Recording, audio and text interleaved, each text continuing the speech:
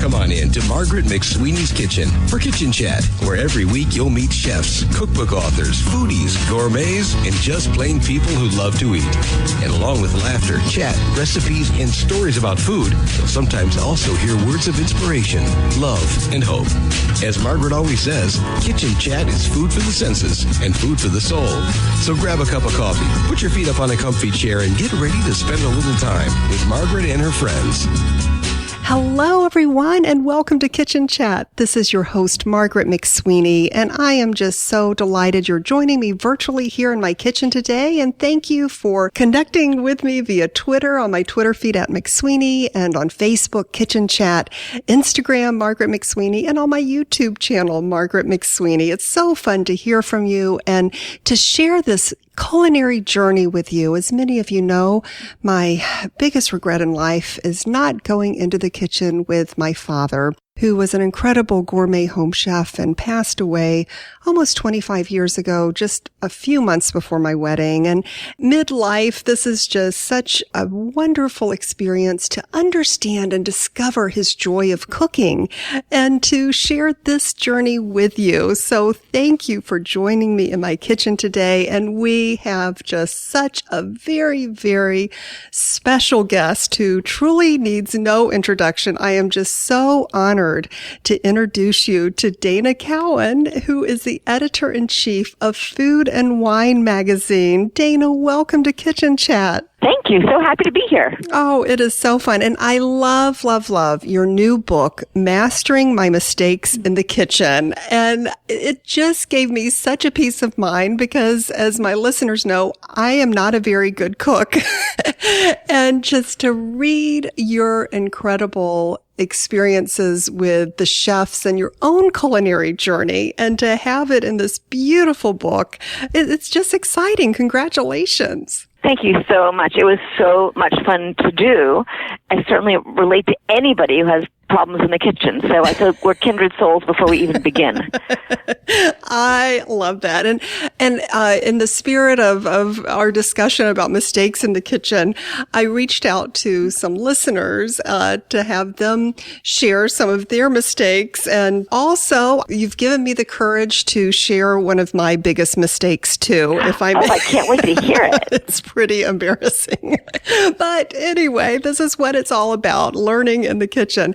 When was it? Several Thanksgivings ago, I just had bought a prepared ham and had put it in the oven, and we were all going to my sister-in-law's house for Thanksgiving, and so my job was to bring the ham. Before transporting the ham, I just warmed it up in the oven.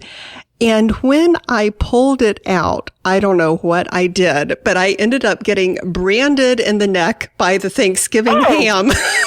But everything was okay. That's terrible. I know.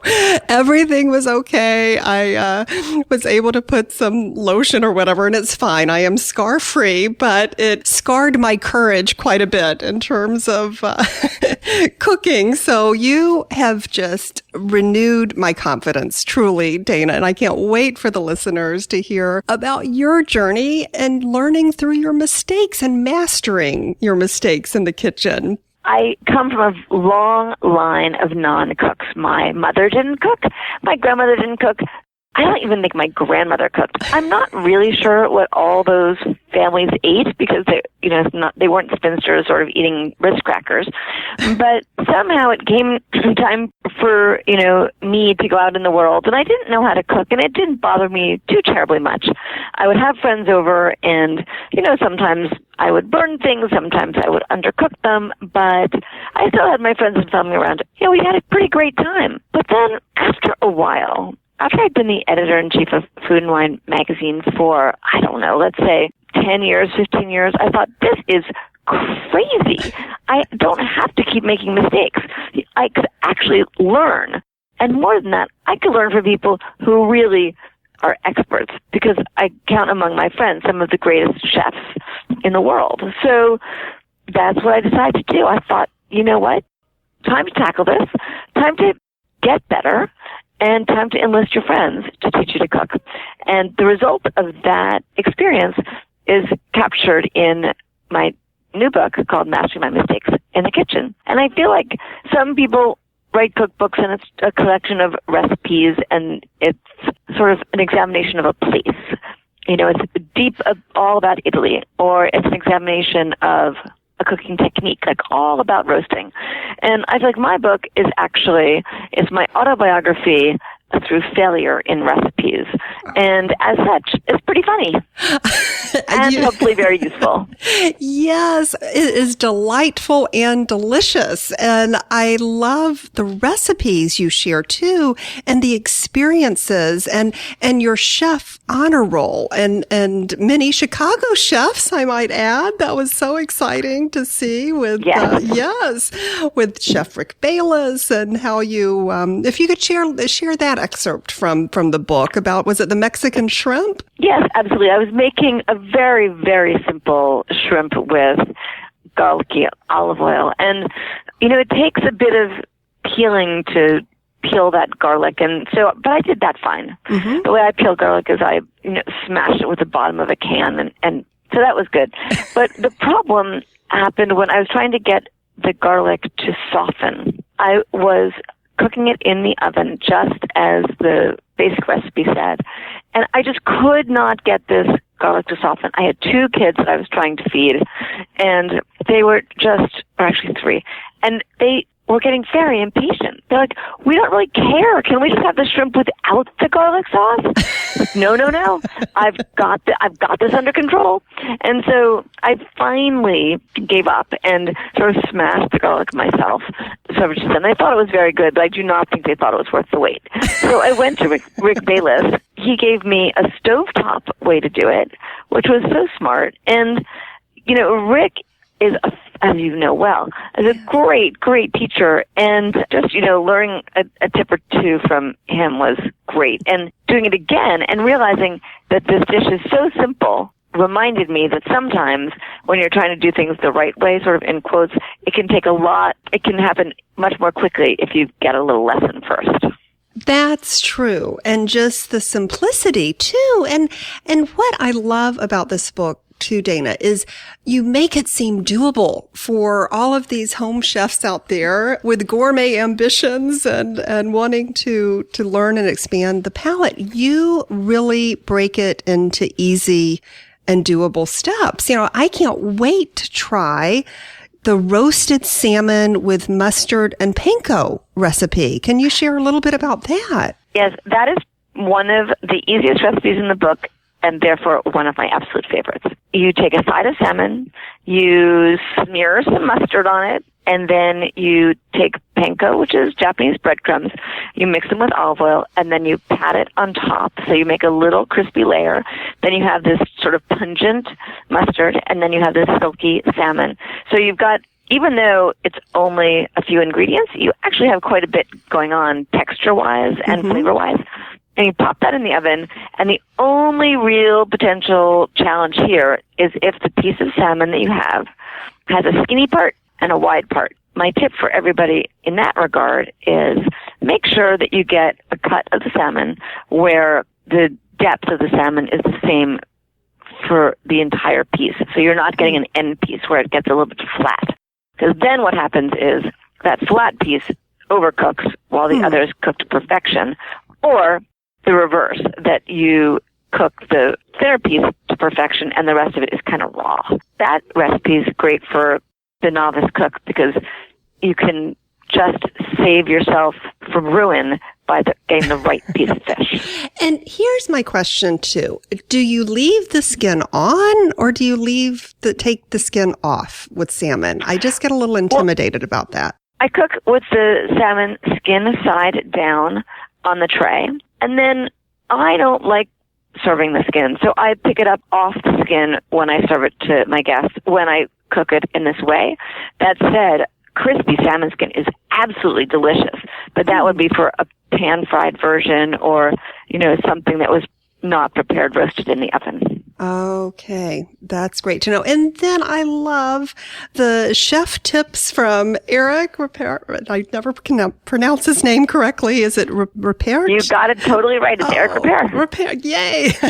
I loved about how he shares tips with you about shopping for lobsters. Can you share that experience about how you went shopping for lobsters with Chef Eric Ripert? Well, you know, it's funny. I didn't actually shop for lobsters with Eric, though he did give me tips. But Eric was the most significant chef that I worked with in that he taught me the singular lesson of the book. Because what we were doing, we were making the lobster, and I thought that what we were going to do was either put the lobster in the freezer, because they say that that puts them to sleep and then they die a painless death, or I was going to put the lobster in a big pot of boiling water head first, and that would be quite simple. But Eric told me that if I did either of those things, I would come back as a lobster. So I did not want to come back as a lobster. And so he told me the proper and humane way to kill a lobster is to take a big knife and pierce the spinal cord. So that turned out for me to be quite difficult to do. You need to, you need to have an angle on that, and you need to push down hard to do it right, to be the most humane possible. So I got through it. I did. But at the end, I said to Eric, that was really hard. And he said to me, Dana, you are stronger than a shell of a lobster.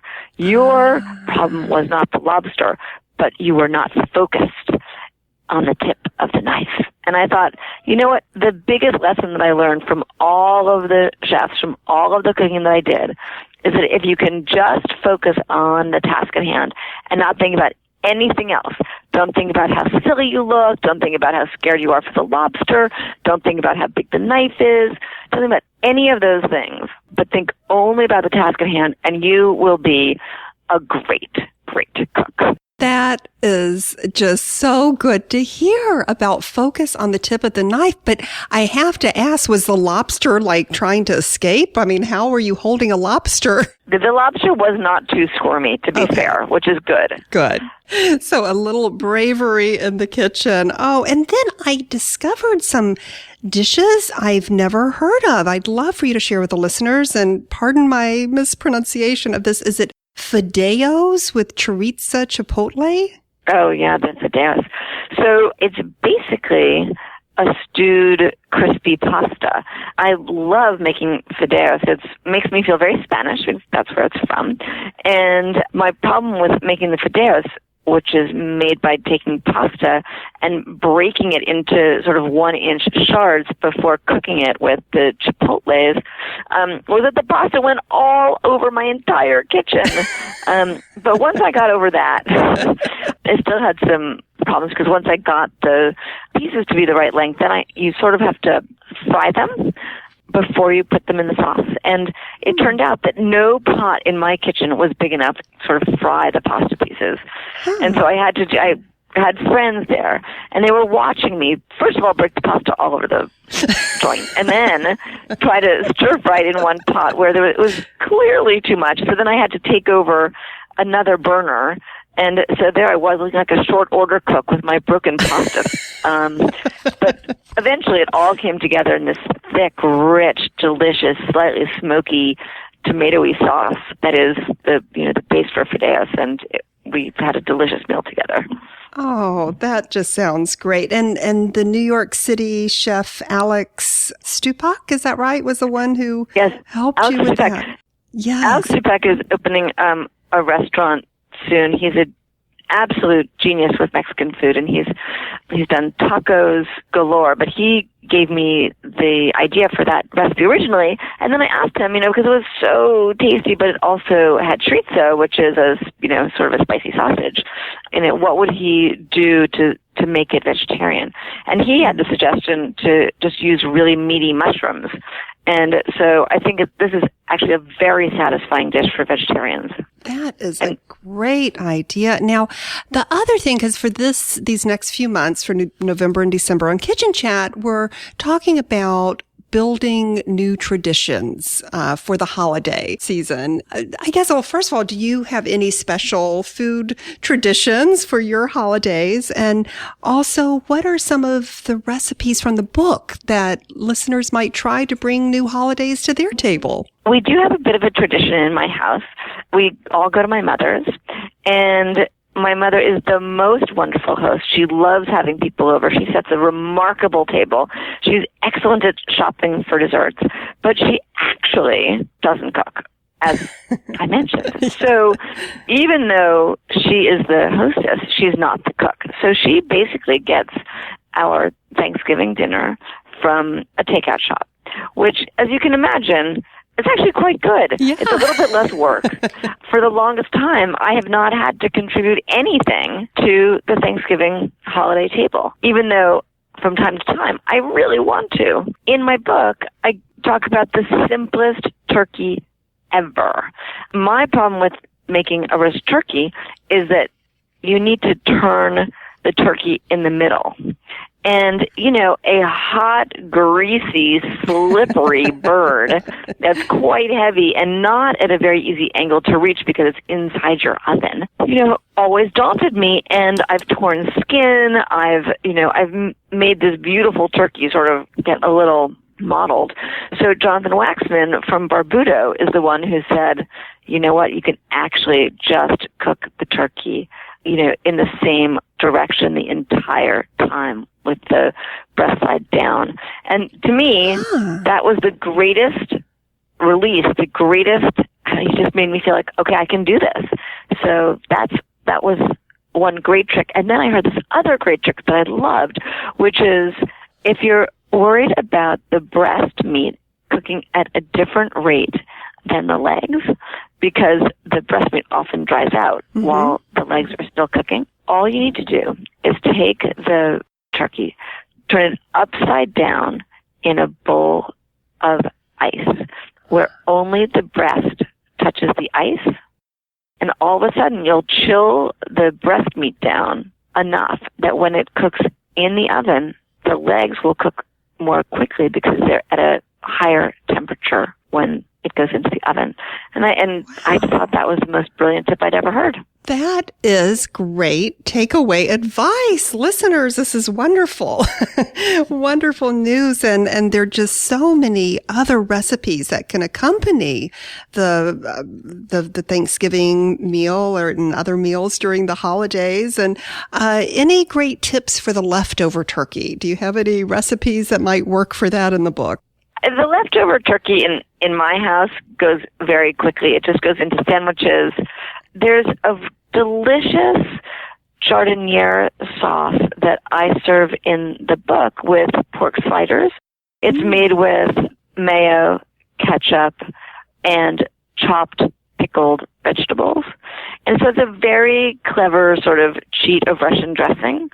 And that, I think, is a great condiment spread for leftover turkey for a turkey sandwich. That sounds delicious. Oh, listeners, I am going to put a link to Dana's wonderful book, and you might have a chance to win a copy for the holidays. So I'll keep you posted on those details too. But meanwhile, Dana, we've gotten so many questions from listeners that have come in. I wanted to share those, if I may.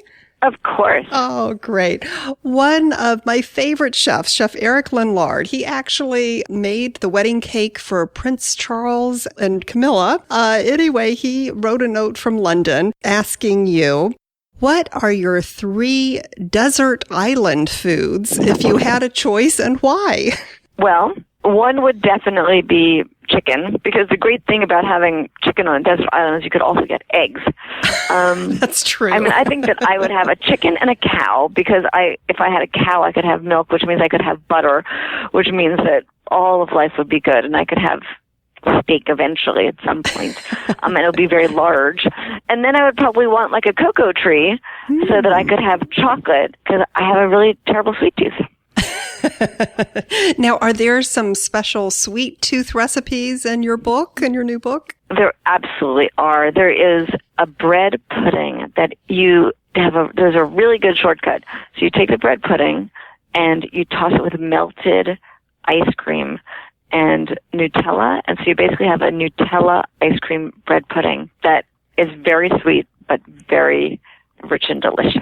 Oh, that does. There's also, I love brownies. There's a great brownie recipe in there. And there's a phenomenal pear upside down cake that it's interesting because with the book out just a week or two, readers have been telling me what they've cooked, and a lot of people have made that pear cake, I'm happy to say. Oh. I guess because it's easy and it's the season of pears and it's not too sweet.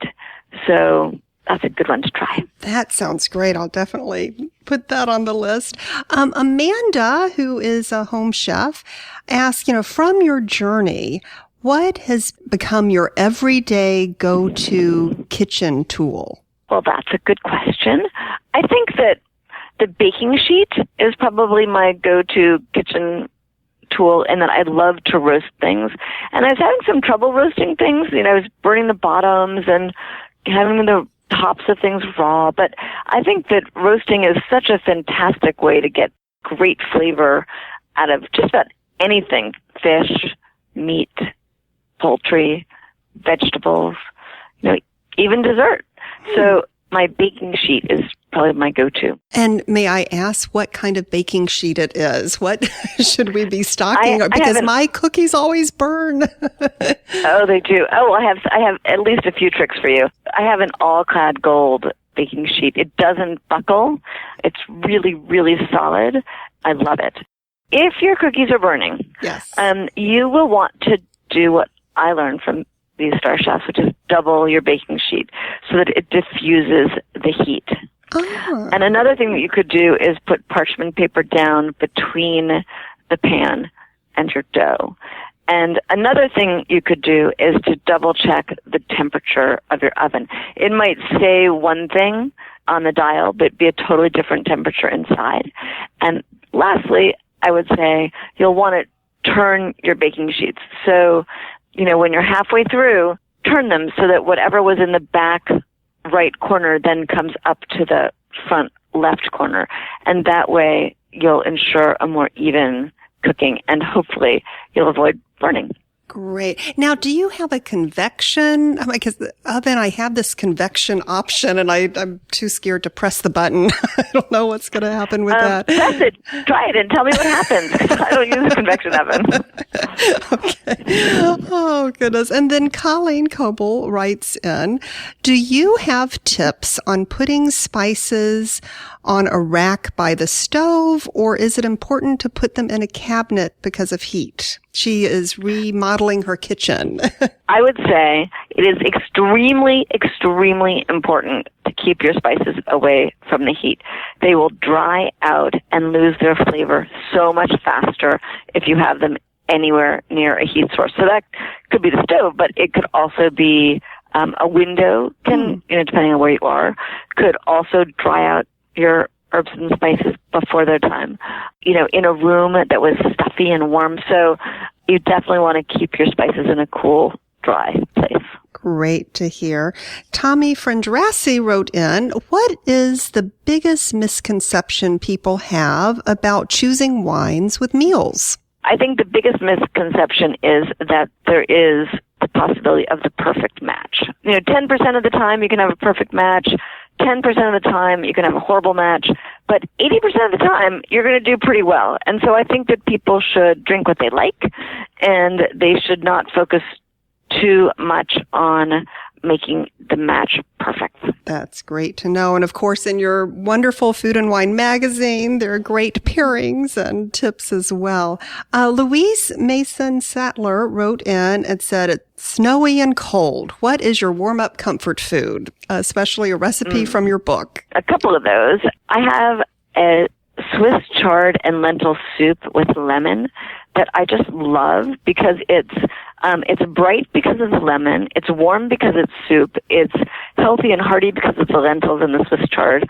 So I feel like that is one of my go-tos. And then if I'm in a slightly less healthy mood, in a more hedonistic mood, there's a baked penne arrabbiata, which is, of course, baked pasta that's vegetarian. It has tomato and bechamel sauce and mozzarella cheese.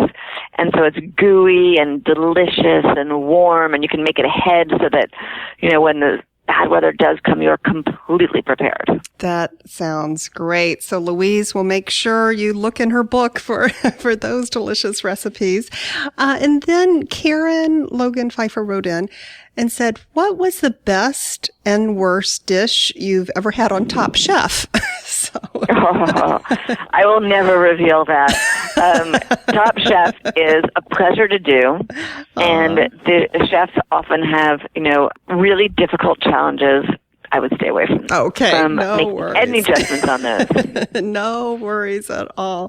Pamela Cools wrote in to share her kitchen mistake, food fiasco, whatever. She said, we were making battered chicken nuggets, and after adding the flour, the batter was extremely watery. Made a second batter with the same result. Finally, I realized that I had grabbed a canister of powdered sugar instead of flour. No. Oh boy, that can happen. When you think you're getting a pinch of sugar and you get a pinch of salt, those types of things are so easy to make a mistake on. And then one of my most recent ones I shared online, I was making some chocolate chip cookies, wanted to send care packages off to my daughters in college, and it ended up being chocolate chip rocks. And I realized, instead of the baking soda, I had used baking powder. I know.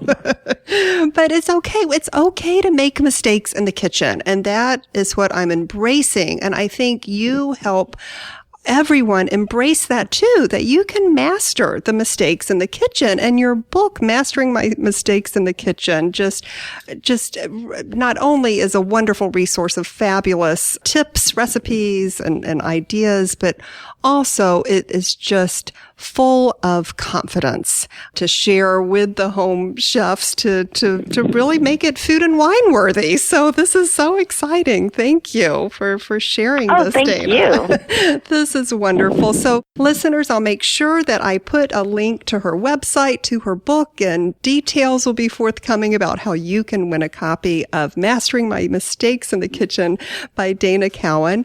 Also, I'm going to put an event link because you are out on a book tour right now and you're visiting some of the cities that our listeners are in. I am. I've been on the West Coast and Pacific Northwest, and now I'm going to be in Boston November 13th, and then Miami on the 23rd of November, and I'm going to be in Darien and Wilton, Connecticut. So I'm traveling around a little bit, yes, and it's a lot of fun to meet people who love to cook or love to make mistakes, either way. Exactly. And I hope you'll add Chicago as a destination. It's so exciting. The James Beard Awards are going to be here next year.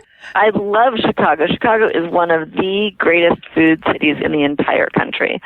So I'm sure I will get there soon, even if it's not from my book. Oh, well, that makes my heart smile. And as on the day that we're recording this, I'm actually going tonight to a really fun culinary event honoring Charlie Trotter, and it's the first fundraiser for his Charlie Trotter Culinary Education Foundation. So it'll be so much fun. I can't wait to see that, and just another part of the culinary journey. And thank you, Dana, for being such a special part of this journey and for being on Kitchen Chat today. I'm truly honored and so grateful that you're on here sharing. Of course. Thank you. Thank you so much for having me. Oh, this is fun. And then listeners, please, during this busy, very busy time of year, remember to take a moment and savor the day. Thanks for joining Margaret for Kitchen Chat today. Margaret would be so excited for you to drop by and visit with her at kitchenchat.info, where you'll enjoy podcasts, blogs, recipes, tips from chefs, and even great giveaways. She invites you to share your recipes and kitchen stories too. As Margaret always says, savor the day.